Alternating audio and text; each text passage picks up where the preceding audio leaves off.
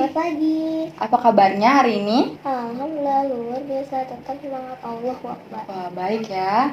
Oke, pada hari ini kita akan memulai pembelajaran kita. Namun sebelumnya kita mau berdoa terlebih dahulu. Kita doa dalam hati, oke? Ibu pimpin ya, berdoa mulai. Berdoa selesai. Amin. Pada hari ini kita akan belajar tentang globalisasi. Nah, udah pernah dengar belum apa itu globalisasi? Belum. Oke, karena belum, maka pada hari ini kita akan belajar tentang globalisasi dengan menyimak video pembelajaran ini, oke? Halo semuanya. Pada hari ini kita akan belajar tentang globalisasi. Apa sih globalisasi itu? Globalisasi menurut bahasa berasal dari kata globe yang artinya dunia. Maka dapat disimpulkan globalisasi memiliki arti yaitu mendunia. Nah, menurut bahasa, globalisasi ini terdiri dari kata globe. Globe itu apa tadi artinya? Dunia. Sehingga dapat diartikan bahwa globalisasi itu berarti mendunia. Sedangkan menurut istilah, globalisasi adalah proses suatu informasi, pemikiran, gaya hidup, teknologi, ataupun ilmu pengetahuan yang mendunia. Nah, menurut istilah, globalisasi itu adalah suatu proses informasi, pemikiran, gaya hidup, teknologi, ataupun ilmu pengetahuan yang mendunia. Adapun contoh globalisasi di bidang transportasi yaitu pada zaman dahulu ketika orang-orang yang ingin bepergian, mereka ada yang menggunakan delman, sepeda, dan perahu layar. Namun seiring dengan berkembangnya iptek, orang-orang yang ingin bepergian sekarang sudah menggunakan mobil, motor, dan pesawat untuk keluar kota. Benar, jadi contoh globalisasi di bidang transportasi, kalau zaman dulu itu kendaraannya ada delman, ada apa? Ada sepeda, ada apa lagi? Perahu layar. Tetapi karena perkembangan iptek, transportasi sekarang sudah menggunakan ada mobil, motor, dan juga pesawat untuk pergi ke luar kota atau pergi ke luar negeri. Contoh globalisasi di bidang komunikasi yaitu pada zaman dahulu, orang yang ingin berkomunikasi dengan jarak jauh, mereka menggunakan surat. Namun, seiring dengan berkembangnya iptek, orang yang ingin berkomunikasi sekarang bisa dengan menggunakan handphone. Pada zaman dahulu, sebelum era globalisasi, itu orang-orang berkomunikasi dengan cara surat, mengirim surat. Tetapi sekarang karena sudah di era globalisasi dan juga karena perkembangan iptek, orang-orang sekarang berkomunikasi melalui handphone, yaitu bisa dengan mengirim pesan di WhatsApp. Tuh. Contoh globalisasi di bidang sandang pangan yaitu pada zaman dahulu masyarakat Indonesia hanya memakan makanan Nusantara saja.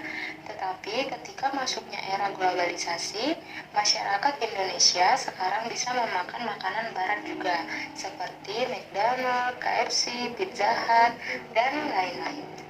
Nah, kalau dari dalam sandang pangan, apa tadi? Kalau dulu masyarakat Indonesia hanya memakan makanan tradisional atau Nusantara saja, tetapi seiring dengan perkembangan zaman dan juga di era globalisasi, sekarang kita bisa makan makanan barat kayak McD, terus KFC, lalu tadi apa? Pizza Hut dan lain sebagainya.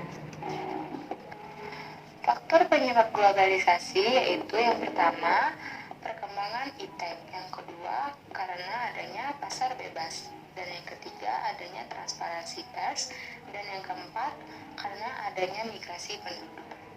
Nah, jadi globalisasi ini disebabkan oleh beberapa faktor. Yaitu yang pertama karena perkembangan iptek. Iptek itu apa? Ilmu pengetahuan dan teknologi. Lalu disebabkan juga karena adanya migrasi penduduk, disebabkan karena adanya transparansi pers, dan karena adanya pasar bebas. Itulah penyebab globalisasi. Adapun dampak positif dari globalisasi yaitu yang pertama, masyarakat yang semakin maju. Yang kedua, adanya hubungan kerjasama internasional. Dan yang ketiga yaitu pasar semakin luas, yaitu ekspor dan juga impor. Nah, globalisasi ini memiliki dampak positif. Di antaranya yaitu yang pertama, masyarakat yang semakin maju. Yang kedua, adanya hubungan kerjasama internasional, dan yang ketiga yaitu pasar semakin luas, yaitu pasar ekspor dan juga pasar impor. Di samping adanya dampak positif, globalisasi juga memiliki dampak negatifnya. Di antaranya yaitu yang pertama, lapangan kerja yang semakin sempit karena masyarakat Indonesia harus bersaing dengan bangsa lain untuk mendapatkan pekerjaan. Yang kedua, rusaknya lingkungan hidup. Contohnya seperti terjadinya polusi udara. Yang ketiga, nilai-nilai sosial yang semakin hilang. Selain dampak positif, globalisasi juga memiliki dampak negatif. Di antaranya tadi apa? Lapangan kerja semakin sempit karena bersaing dengan bangsa lain. Terus yang kedua, rusaknya lingkungan hidup. Contohnya seperti terjadinya polusi udara. Lalu dampak yang ketiga yaitu dampak negatifnya, nilai-nilai sosial yang semakin hilang karena pengaruh dari gadget atau penyalahgunaan gadget. Lalu yang ketiga, nilai-nilai sosial yang semakin hilang. Jadi, melalui pembelajaran hari ini dapat disimpulkan yaitu karena globalisasi akan terus berkembang dan tidak bisa dihindari, maka kita harus menyesuaikannya dengan kehidupan yang bermoral dan beragama di Indonesia. Jika kita hanya bisa menyesuaikan diri dengan era globalisasi tanpa menyaring dengan kebudayaan Pancasila, maka hanya akan sia-sia saja dan justru akan mengalami kemunduran, khususnya kemunduran moral. Oke, hanya itu pembelajaran kita pada hari ini tentang globalisasi. Thanks for watching. Jadi dari pembelajaran kita pada hari ini dapat kita simpulkan bahwa globalisasi ini akan terus berkembang dan tidak bisa kita hindari. Maka dari itu kita harus menyesuaikannya dengan kehidupan yang bermoral dan beragama di Indonesia. Karena jika kita hanya bisa menyesuaikan diri dengan era globalisasi tanpa menyaring dengan kebudayaan Pancasila, maka hanya akan sia-sia saja dan justru akan mengalami kemunduran, khususnya kemunduran. Jadi di era globalisasi ini kita harus menyaring terlebih dahulu apa saja yang akan kita ambil, yaitu sisi positif dari era globalisasi tersebut. Jangan disalahgunakan sehingga moral akan menjadi tetap baik gitu. Oke, Cah? Nah, dari pembelajaran kita hari ini, tadi kita sudah belajar tentang contoh globalisasi. Coba, Ica masih ingat nggak apa saja contoh globalisasi transportasi, di bidang transportasi? Apa, Ica? Yang tadi zaman dulu menggunakan delman, perahu layar, dan sepeda. Nah, sekarang telah menggunakan mobil, motor, dan pesawat untuk melakukan perjalanan.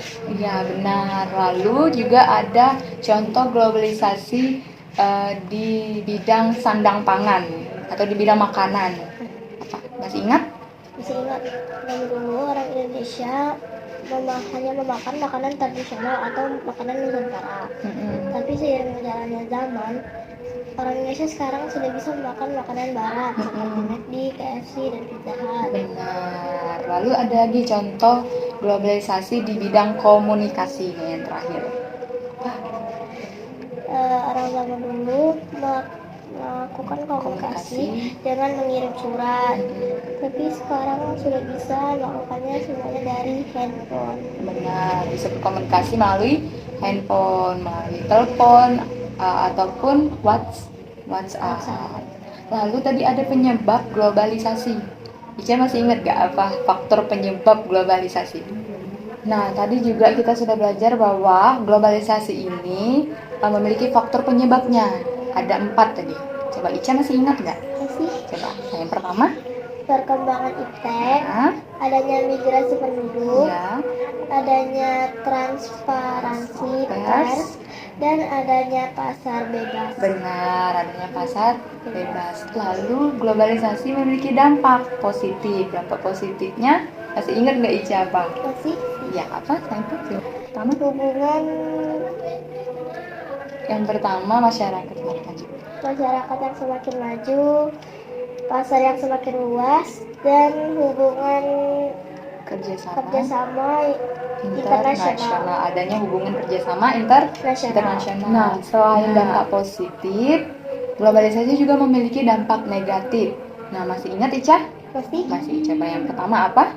Rusaknya lingkungan hidup, Hmm, hilangnya nilai-nilai sosial. Yang ketiga, lapangan pekerjaan yang Semakin semakin sempit karena harus bersaing dengan bangsa yang lain. Oke.